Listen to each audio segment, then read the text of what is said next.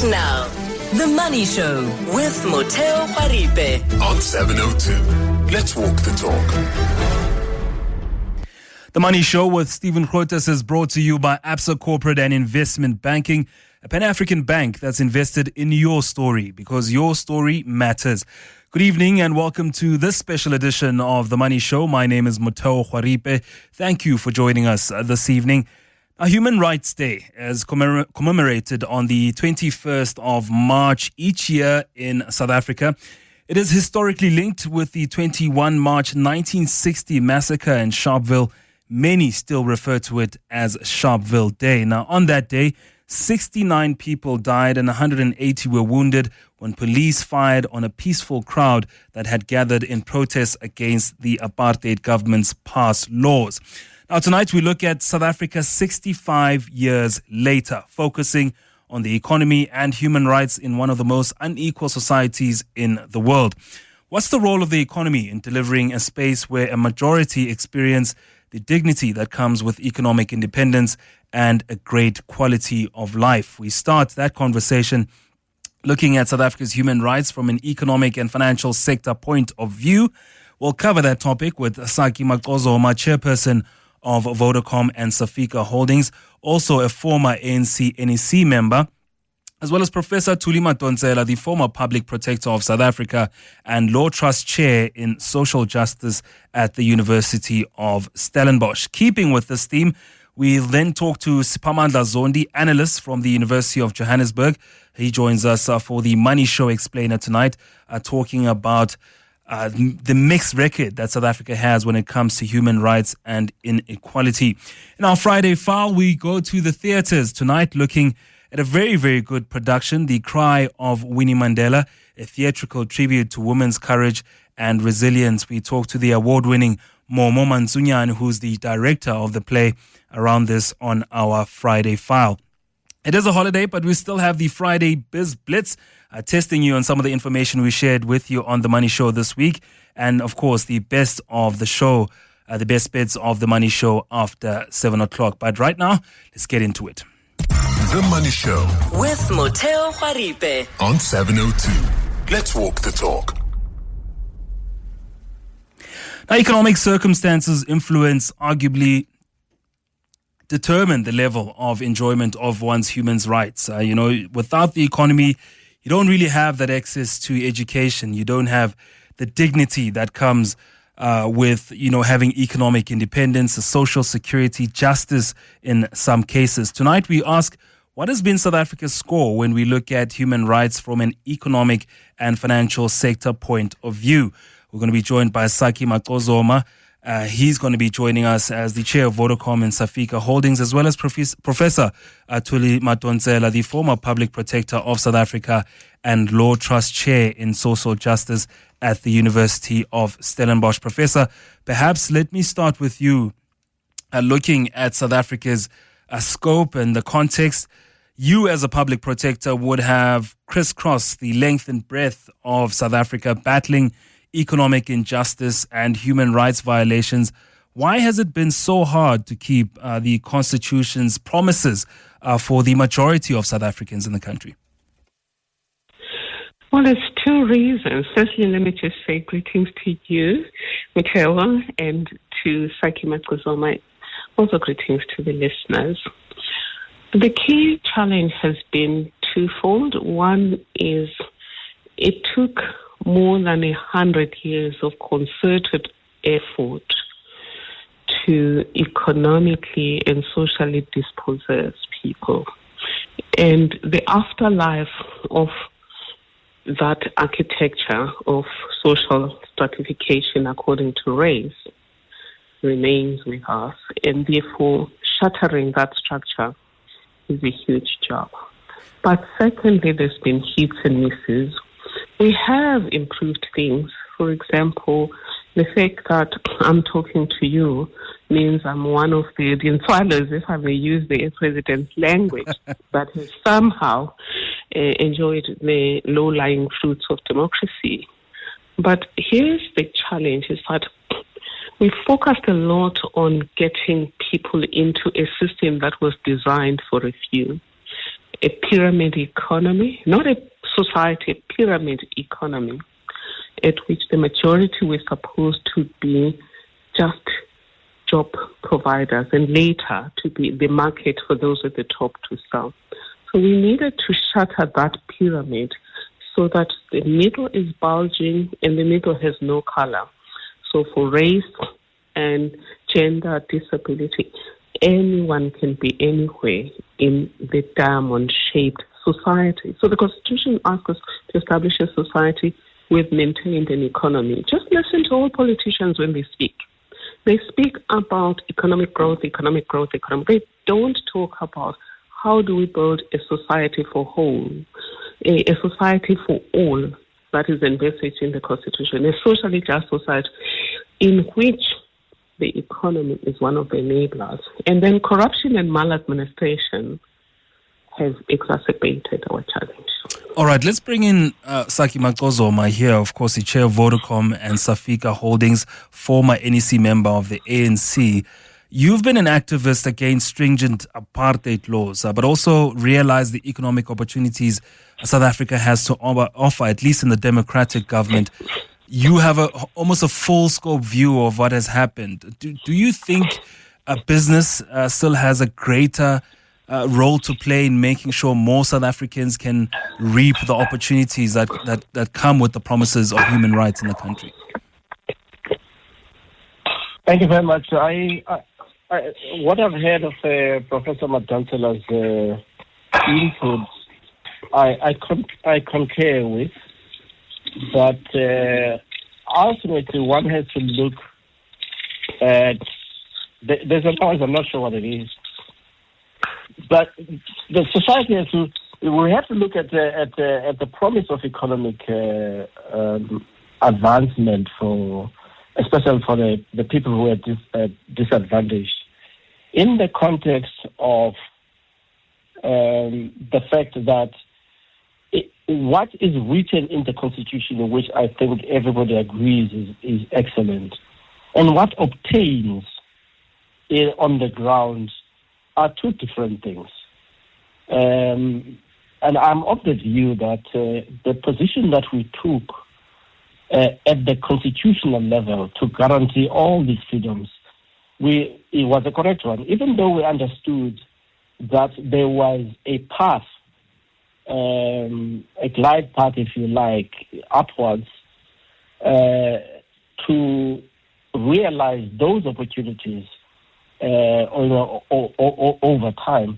The fact of the matter is that what was called the destructive consequences of apartheid are much deeper than I think we realize. Even, let's take the education system, for instance. I suspect Professor Madonsela lived through apartheid, but we're not really taught about the products of apartheid Bantu education, because the people who taught us in the 60s and the 70s were people who actually came from a completely different system, who died over a period of time, and today we're dealing with the real consequences of apartheid and all its destructive consequences. And I think, therefore, when we look back, we should take into account what we were up against in the first instance. Is it a case then of rushing the development, rushing the results of a democratic South Africa, or are we finding ourselves in a position where we haven't ticked off even the boxes we promised in 1994? No, I think freedom, as I say, freedom denied or justice denied. I'm sure the Prof will know this adage better than me. Justice delayed is justice denied, and so therefore we can't take a view that we pushed it too much. But I think the policy levers that we had, we may have been a bit optimistic about those. But I am firmly of the belief that even if you don't have the freedom in essence of what is promised by a constitution, I would rather be in a dispensation that promises you that fish, as opposed to a situation where we say, we can't achieve these kinds of things, and therefore we should not put them in the constitution. Constitutions are aspirational by definition, and they're supposed to last over generations with the amendments, as you've seen with the American Constitution. However, I think in our generation, the most important strategic thing was to make sure that we put the Constitution in the terms that we believed it was appropriate for full freedom in due course, rather than saying we can attain these kinds of things, therefore let's promise less. A Constitution is a promissory note, as Martin Luther King Jr. said. Professor Madonsela, then looking into the future, what kind of culture change can we have then from government? You've seen the misgivings, the shortfalls that we've had in terms of governance and also, bringing services to the majority of South Africans. What culture change is needed in South Africa in order to get us to a point where the human rights promises are realized by the majority? Thank you. Firstly, I just agree with everything that Saki Macozoma has said. So in terms of culture change, number one is, as he said, the afterlife of apartheid policies is with us. And he pointed out that education is one of them. So we need to sort that out. But it's not just formal education, it's also informal education. For example, we have a society that has a job seeker mindset. That was not accidental. That was engineered before apartheid, during colonialism, by Cecil John Rhodes, but cemented under apartheid, where the education itself had to drill into the mind of a black child that you're there to look for a job. So again, we need then the education system to include entrepreneurship in order to revive the mindset of self-sufficiency. In addition to that, then you need government services to meet people where they are. At the moment, government thinks of great jobs. Many of the young people that I meet are creating jobs. Agriculture young people are using whatever land they can rent out from somebody else to apply their skills. But government is not giving them land, is not assisting them, and business is not opening up markets for them. And I'll give you an example here in Kayamandi, in Stellenbosch. There's a group of people that organize itself into some kind of cooperative. And for many years, they were putting money together, and they've been trying to develop Kayamandi. And then they needed land to build their own homes, because government can't build a home for everyone, especially the so-called missing middle. And then Minister Patricia de Lille was in the village, gave us various options in terms of how to take land. We didn't know she was going to be moved. As soon as somebody else came to the party, there had already been resistance to giving them land. As soon as somebody else came to that position, they don't even want to meet those people. So as long as government service delivery is only about welfare, not human rights, not social justice, then we are not going to hit the mark. So we need a culture change, both in terms of self-sufficiency among the people, but also government constitutionally governing. In other words, from a point of responsibility, not we're doing you a favor, is the constitutional obligation to do this.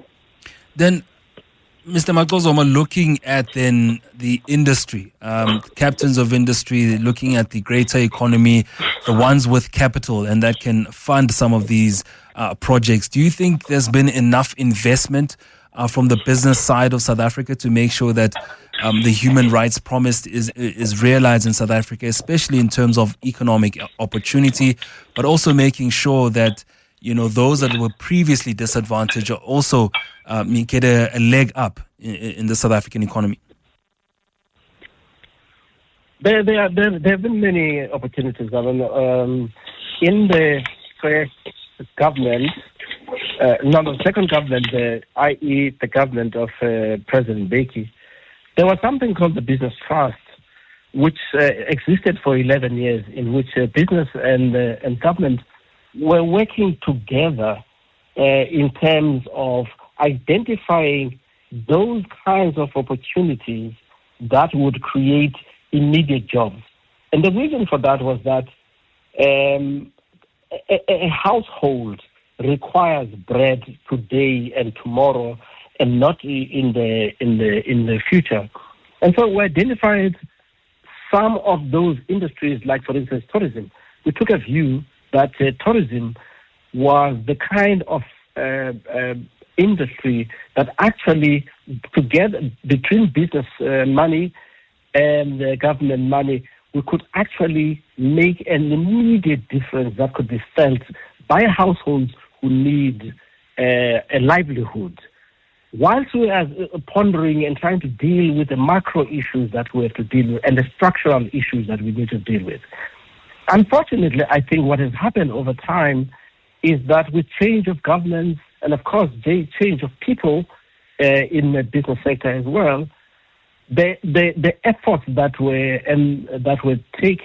undertaken, as well as the successes that were undertaken, were not really embedded as much as should have happened. And there are many reasons for that, the change of personality and all of that.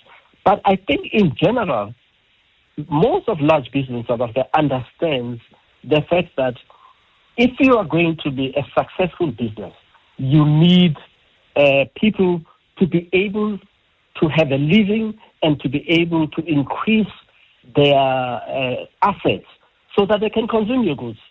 And so the notion that actually business is oblivious to the fact that we need to have successful households, successful people, participant people, both in the economy and is not correct, because most business leaders understand the fact that the only way they're going to thrive is if society thrives. Yeah, I mean, we're seeing a reconvening of government and business, but this time around trying to fix the misgivings of Transnet, trying to fix South Africa's power crisis. And I feel like there's a bit of a neglect for those that are innovators, those that are starting businesses, because there's a huge focus in trying to fix South Africa's infrastructure first for the broader economy. Yes, that's true. And I concur with you, because, I mean, if you are somebody said to me, if you are in a hospital and in the outpatients department, what do? You look at the people at the people who come and the kinds of problems they come with, and you try and fix those that are going to die. We can focus on all of the other things, but if we don't have the infrastructure that is the base of the economy, we will not be able to do that. But to go back to your point, we are failing as a society to deal with the levels at the lowest level where the entrepreneurs are, and the reason for that is not ideological, in my view. The reason is that all over the world there is it's not easy. In fact, for societies to be able to deal with the people at that level, because a lot of issues is the skills, is the breadth of the skills, is the depth of the skills, it's the market making, it's the logistics, it's all those kinds of things. So if you ask me, are we succeeding in that area? We are not.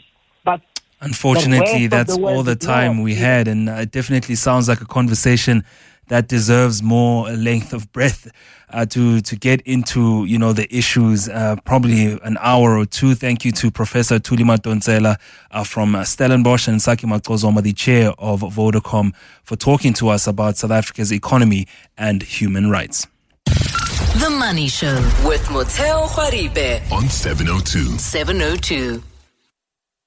We continue on that line and looking at South Africa's unequal society, one of the most unequal societies in the world. Now, according to the most recent data, South Africa has the highest income inequality in the world, with a Gini coefficient of around 0.67. We're now joined by Siphamandla Zondi, analyst from the University of Johannesburg, to talk about South Africa's mixed record when it comes to human rights. Professor Zondi, straightforward, can we fix South Africa's issues by providing land first, providing the dignity of having a roof over your head, and then on moving to the economic needs of the South African? Good evening, Motheo, and to the listeners. Yes and no. Yes, in the sense that we do need to make sure that we give people universal access to land and shelter and all that comes with that. But those alone, but then we should not see this in a sequence. It is not that you do that first and then economic opportunities follow. Unfortunately, you are in a situation where you have to try and do both at the same time. Give people piece of land and maybe get out of that land agricultural opportunities at the same time. If the challenge right now has been to give people land and then hope that they will then work on the land to generate resources and assets that they would help them to get out of poverty and to make their means end. It doesn't work.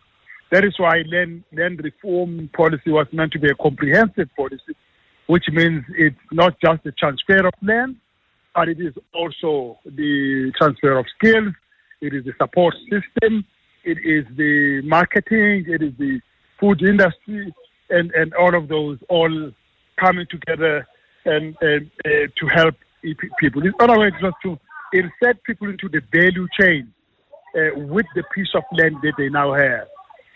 Short of that, they have a piece of land, but that does not take them out of poverty, and that's been a problem so far. Do you feel that government has focused too much on making sure that there is more social spending in the country's budget in trying to make sure that those human rights promises are covered, in terms of the grant that people get and making sure that those that are not participating in the economy get a little bit of something from the government in order to, put something on the table? Are we a country that's moving towards being a welfare state because even our unemployment situation is not being fixed?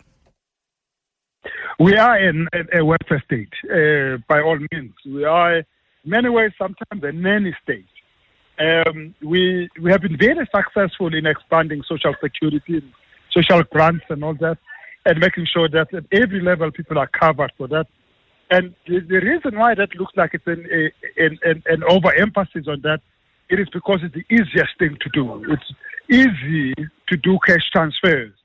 It's much more difficult to plan sustainable communities. It's much more difficult to plan. I think it's a question of level of competence in our state. The level of competence in our state has been high enough to make sure there's universal access to grants, but not high enough to build a sophisticated economy that will give people a variety of opportunities, including employment opportunities and other things. And that's what we need to get right. Some powerful points made there by Professor Siphamandla Zondi, analyst from the University of Johannesburg. Thank you so much for your time. The Money Show with Motheo Khoaripe on 702. Let's walk the talk. Welcome back to The Money Show. And around this time on every Friday, we have the Friday File. And we're going to be talking before we get to that, let's speak to Simon in Four Ways now and hear what he has to say about the conversations we've had so far. Hi, Motheo. Welcome, Simon. Hi. It's actually quite sad that the situation in South Africa, we tend to skirt around the issues and not address the real issues. Yeah. Number one, the government does not have the capacity. It has not had the capacity. It showed no track record in creating jobs to grow in the economy. It has totally failed. Right? There's a culture that government and hope the government will still be able to do that. And I believe that where we are in this critical stage where there's massive unemployment, we have to be very frank and blunt. Number one, we need to create and unlock an environment where the entrepreneurs can be motivated, unlocked to create jobs and opportunities. The mere fact that you have more money invested overseas by South Africans than what you have money of foreign investors in South Africa is a crying shame, simply because they do not want to invest and they don't believe in the economy. That trust deficit. So the trust deficit is massive. So what do we need to do is that we need to reverse the cycle where politicians talk less, do less, promise less. And then we need to cultivate and encourage more entrepreneurs to come to the fore. There are endless opportunities that can be created. our problems and the level of joblessness in South Africa is totally unnecessary. There are many entrepreneurs. If you had to bring 30, 50 entrepreneurs together, who know what they're doing and how to create jobs, and I can assure you, you'll start seeing the results. There's not enough focus on entrepreneurs. You can't have, for instance, a socialist who has a weird, who's got no proven track record, running critical institutions and hoping to create jobs. It ain't going to happen. And the problem is that we are continuously cultivating and letting every year more than 700,000 matriculants become unemployed. And that trend will continue unless we change the status quo and are very deliberate about it. Yeah. So if I understand you correctly, Simon, you're saying government, we should have more skilled people in forming part of government. Are you encouraged by the fact that we now have a government of national unity where things are more debated than passed without thinking? Yes, I support the government of national unity, and I support what you are saying. But it's not enough. There's a lack of urgency in dealing with the issues. And the days of waffling and speaking around the issues is gone because the unemployment crisis is too massive. So as a result, what we need to do is to be more deliberate and more proactive and ask, who are the people that can create jobs, that can grow the economy? And without a shadow of a doubt, it's entrepreneurs. We are not doing enough to encourage and unlock their potential. They are stifled in more than many ways. So unless we focus on that issue and say, we've never had a track record of success with all these promises of the past 20 years. Yeah. Right. So we have to find other more proven track solutions and things like that, and look at different ways of dealing with the issues. You can solve South Africa's unemployment situation with a blink of an eye. If you are deliberate, if you're honest, and you really deal with the real issues. Yeah, because it's not like the market is unwilling. There are innovators. There are people starting businesses in an economy where it's really hard to start a business. But it's the backing that they don't get in terms of, the platforms are from government, but also they're not looking for or going cap in hand to government. They just want a system where they can apply for funding, a system where they can register their business and things are done simply instead of all the red tape that they face as business runners and entrepreneurs in the country. No, I agree with you. Let me give an example, for instance. More than 1.7 trillion cash is held in the banks and financial institutions. Imagine if we had to unlock half of that money, because entrepreneurs believe there's an environment that cultivates that. If you are an entrepreneur and you honestly really you love your country, you want to create jobs, you want to do certain things, you have to compete with politicians, for argument's sake, on tenders, those that pursue tenders as an example. Others don't. Others unlock and create new ventures, new opportunities, but they are not supported, they are not encouraged, and the environment does not support it. So if we can cultivate, my request, my appeal, is that let's create and cultivate an environment that really supports that. At this point in time, it's not. There's a lot of waffle, there's a lot of talk, a lot of so-called good intentions, but at the end of the day, if you have to measure the yardsticks over the past 15 years, 10 years, whatever, nothing of significance come out. The unemployment rate continues, and the debt levels continues every year. And we are burdening future generations, and we are condemning them in the vortex of unemployment year after year, and we don't seem to learn. Simon, thank you so much for your views. Simon from Fourway speaking to how government can change its culture of doing things in order to make it easier for entrepreneurs in the country to firstly create and sustain businesses, but also make sure they create job opportunities in our market. The Money Show. The Friday File. The Friday File. And we're going to the markets, looking at the cry of Winnie Mandela. And by markets, I don't mean the JSE. I'm talking about the arts, a theatrical tribute to women's courage and resilience. The cry of Winnie Mandela, directed by award-winning Momo Mantsunyane, who joins us now for this conversation. Momo, welcome to The Money Show. Thank you so much for having me. Now, this particular play, this particular piece of work is based on a popular novel by a poet, novelist, and essayist Njabulo Ndebele. How difficult has it been to bring it to life and for all the characters to have a platform on this play? It was quite a challenge. Directorially, one thing I did not want was just simply translating a novel onto stage, right? Because for the theatre, we need drama, we need conflict, and we need narratives that we can really be connected to and with. And so alongside the adapter, who is also a writer, Alex Berger, him and I worked on a couple of drafts and just got kind of consulting back and forth around what we really want to do with the play. And I think we found it, and it's been a huge success. Looking at this particular story from the title, The Cry of Winnie Mandela, is it just a story that focuses on the legend in South Africa of Winnie Mandela, or is it other facets of South African society that are looked at? So the play centers around the author, who is Professor Ndebele, and he's trying to write a story about Mam Winnie. And for the life of him, he can't understand how a figure like her, a historical political figure, became so vilified by the turn of democracy. And so as he's busy writing this book, 4 women arrive in his house, and they come from his imagination.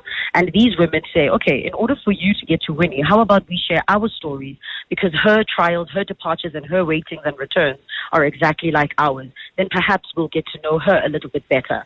And so later, through ritual and music and all of that, we then eventually meet the character that is Mam Winnie. And the cry essentially really just refers to the trials and tribulations that a lot of women went through during apartheid, the waiting that they had to endure while their husbands were either taken as migrant workers or who were killed under the apartheid, regime. And of course, we know she famously waited for her husband for 27 years before his release. And so it really becomes about Ibandla Labafazi Abalindileyo, which is a group of women in waiting who come and purge and share their stories. Talk to us about the theme of waiting in The Cry of Winnie Mandela. I mean, what does each woman represent in terms of this theme of waiting? Right. So the one lady, there's a character called Manete. Her husband leaves Lesotho to go and work in Johannesburg. In the beginning, he comes back home, checks up on them, but years go by eventually without his return, right? And she's forced to continue a life without him whilst also raising their children. We also meet with Delisiwe, whose husband went to study to become a doctor overseas. And years later, when he returns, he finds that she's pregnant and has moved on with her life. And then he divorces her immediately and marries a nurse. And then we have Usia Sangapapu playing the character of Marara, whose husband is a philanderer and one of the most kind of the newest businessmen at the turn of apartheid. And then we also have I'm so sorry, I'm at the theater, so this is overwhelming. That's very apt. And then we also, yes, exactly, and the show is about to start. And then we have Mamello, whose story, she goes through a mental breakdown while she's trying to make sense of her husband. Her husband goes away into exile, and so really the theme of waiting is about what happens when women are waiting. Do we stop our lives? Do we continue? And how does the black family unit get affected by the absence of the man? And that's what the play tries to unpack. Let's talk about the business then of theatre. You saying people are walking in now, the show is about to start. How tough is it to bring a production together like this of great actors who are highly talented and come at a cost, and to make sure that this works out economically for everyone? So fortunately, the Market Theatre's artistic director, Greg Homan, had a program where he was kind of reading new scripts and welcoming people into the space and looking for new work. And so when Alex pitched this to him, we then had a week's worth of workshops with just the writer and a few actors, where we were just kind of giving feedback to the writer. And then later, when the artistic director asked me if I would love to direct the show, of course I jumped at the opportunity.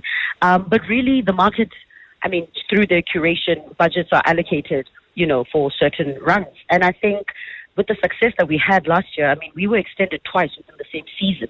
And even now, the show was supposed to end on the 23rd, but now it's been extended to the 30th.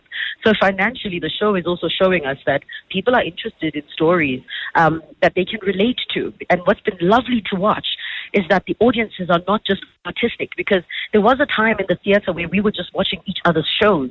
But one thing that's been really interesting about The Cry is literally drawing people from all walks of life, and that's been amazing. And I mean, financially, I think the artistic director is very happy, comrade. When we look at then the advertising of shows like this, with movies, you'll have blockbuster advertising budgets. With series, you'll have them all on our TVs telling us to watch the next series that's dropping on Thursday, Friday, Saturday. But with theatre, what tools are you using to make sure that audiences leave their home to come watch some of this great work? I think the advent of social media has really helped us with the selling of theatre shows.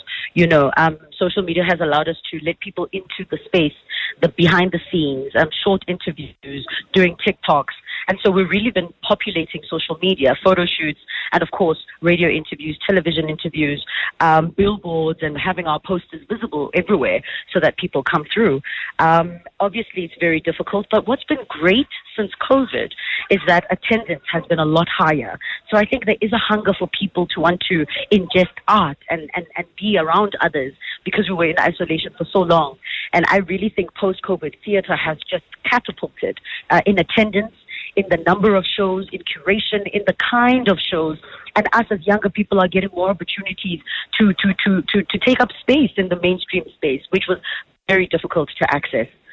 We have an audience in Cape Town through our Cape Talk sister station. I'm sure they'll be listening. Are you taking this to the rest of the country, or is it still going to be at the State Theatre? We actually just had a run at Cape Town at the Baxter Theatre, and it was a fantastic turnout as well. Cape Town did not disappoint.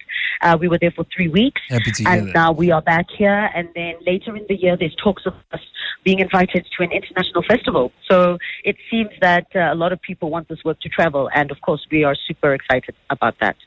All right, that was Momo Mansunyane, the Standard Bank Young Artist winner for theatre, also directing The Cry of Winnie Mandela, a play, of course, that is a compelling journey through history, emotion, and the enduring strength of the female South African spirit. Thank you so much for joining us in our Friday File tonight. The Money Show with Motheo Khoaripe On 702. 702. Time now for the Friday Blitz Biz. If you want to participate and play with us, call 011-883-0702 or 021-446-0567. The first question: the rate at which commercial banks borrow money from the central bank is commonly known as what? The rate at which commercial banks borrow money from the central bank is commonly known as what? Now, this is the rate that the South African Reserve Bank will give out first. The rate at which commercial banks borrow money from the central bank is commonly known as what? If you know the answer to that question, you can call us on 011-883-0702 or on 021-446-0567. I think I'm one of them. So many South Africans who are complaining about the unchanged interest rate in the country because, of course, we're all repaying some sort of loan, whether it's the roof over our head or maybe car financing or maybe a loan we took out while we wanted to study. And there's been high repayment rates over the past 2 years, and we've all been wishing for 25 basis cuts here and a 25 basis cut there so that we can have more of our money in our accounts. Now, the SARB this week, the Monetary Policy Committee, deciding to leave those rates unchanged. But in our Friday Blitz Biz, what I want to know is the rate at which commercial banks borrow money from the central bank is commonly known as what? We have Khomotso. Khomotso, do you know the answer to that question? Yes, it's the repo rate. The repo rate, of course, is the correct answer. The South African Reserve Bank kept the repo rate unchanged at 7.50%, citing rising inflation risks, global economic uncertainty, and the effect of fiscal policy changes. The rate at which banks borrow us money, that is known as the prime lending rate. Let's see if you can get the second one, Khomotso. Bank executive Kenny Fihla ghosted or dumped Standard Bank after being wooed by which rival? Bank executive Kenny Fihla ghosted or dumped Standard Bank after being wooed or being attracted by which rival? ABSA. Of course, South Africa's banking sector saw a significant shake-up this week following the unexpected Sunday night resignation of Standard Bank South Africa's CEO and Group Deputy CEO Kenny Fihla. He is now, of course, with ABSA. He will be on garden leave before taking up his position. Let's see if you can get the third one. Then, Khomotso, you're on a great roll here. Which of the following is not part of the Magnificent Seven stocks? Which of the following is not part of the Magnificent Seven stocks? Nvidia, Apple, Tesla, or Berkshire Hathaway? So is Nvidia. Nvidia is incorrect. Khomotso had a good run there. Let's see if Rob can get that answer there. Which of the following is not part of the Magnificent Seven stocks? Is it A, Nvidia, B, Apple, C, Tesla, or D, Berkshire Hathaway? Nvidia. I don't think Rob was listening there. That's unfortunately an incorrect answer. That's Roy from the Eastern Cape. Do you know the answer to that question? Of course, here we were talking about tech stocks. I'll give you that particular clue. So which of the following is not part of the Magnificent Seven stocks? Is it Nvidia, A, B, Apple, C, Tesla, or D, Berkshire Hathaway? I'll say Berkshire Hathaway. And that is the correct answer. The Magnificent Seven refers to the top performing U.S. tech stocks: Apple, Microsoft, Alphabet, which owns Google, Amazon, Nvidia, and Meta, and Berkshire Hathaway, of course. Although a big player on the market, not part of that Magnificent Seven. Let's give you another question now, Roy. Ian Williamson is the outgoing CEO of which insurance company in South Africa? Ian Williamson is the outgoing CEO of which insurance company? I would say, I'm taking a wild guess at this year. I would say, Joe. Just think about all the insurers we have in South Africa, and this one is quite aged. That's a clue I'll give you. Old Mutual. Old Mutual is the correct answer, and you take the bragging rights. Roy from Eastern Cape, the departing CEO who has been associated with the group since he was 18 as a bursary student, spoke to us about his company's results, but also the fact that he's going to be leaving Old Mutual. And Ian Williamson, of course, the CEO we're looking for in that question. The Money Show with Motheo Khoaripe on 702. 702. The Money Show with Stephen Grootes is brought to you by ABSA Corporate and Investment Banking, a Pan-African bank that's invested in your story because your story matters. Up next, the best bits of The Money Show.